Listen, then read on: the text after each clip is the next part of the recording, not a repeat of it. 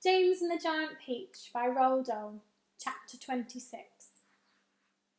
The centipede, who had begun dancing wildly round the deck during this song, had suddenly gone too close to the downward curving edge of the peach, and for 3 awful seconds he had stood teetering on the brink, swinging his legs frantically in circles in an effort to stop himself from falling over backward into space.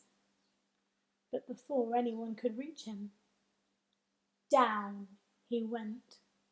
He gave a shriek of terror as he fell, and the others, rushing to the side and peering over, saw his poor long body tumbling over and over through the air, getting smaller and smaller, until he was out of sight. "Silkworm!" yelled James. "Quick, start spinning!" The silkworm sighed, for she was still very tired from spinning all that silk for the seagulls. But she did as she was told. "I'm going down after him," cried James, grabbing the silk string as it started coming out of the silkworm and tying the end of it round his waist. "The rest of you hold on to Silkworm so I don't pull her over with me, and later on, if you feel 3 tugs on the string, start hauling me up again." He jumped, and he went tumbling down after the centipede, down, down, down towards the sea below, and you can imagine how quickly the silkworm had to spin to keep up with the speed of his fall. "We'll never see either of them again," cried the ladybird. Oh dear, just when we were all so happy too."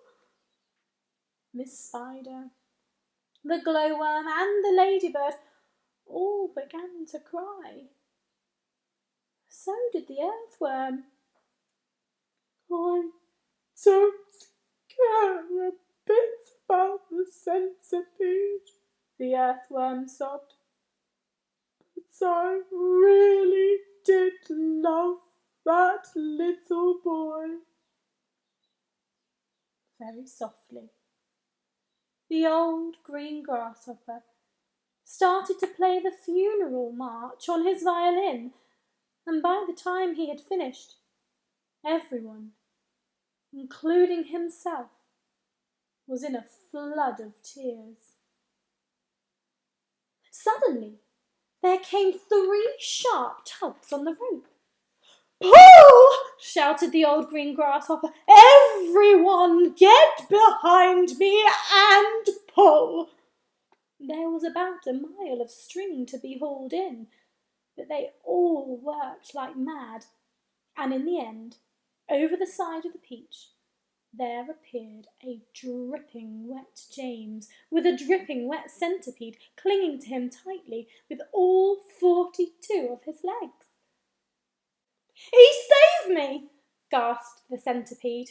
"He swam in the middle of the Atlantic Ocean until he found me." "My dear boy," the old green grasshopper said, patting James on the back, "I do congratulate you." "My boots!" cried the centipede. "Just look at my precious boots. They are ruined by the water." "Be quiet," the earthworm said. "You are lucky to be alive." "Are we still going up and up?" asked James. "We certainly are," answered the old green grasshopper. "And it's beginning to get dark." "I know. It'll soon be night." "Why don't we all go down below and keep warm until tomorrow morning?" Miss Spider suggested. "No," the old green grasshopper said. "I think that would be very unwise. It will be safer if we all stay up here through the night and keep watch. Then, if anything happens, we shall anyway be ready for it."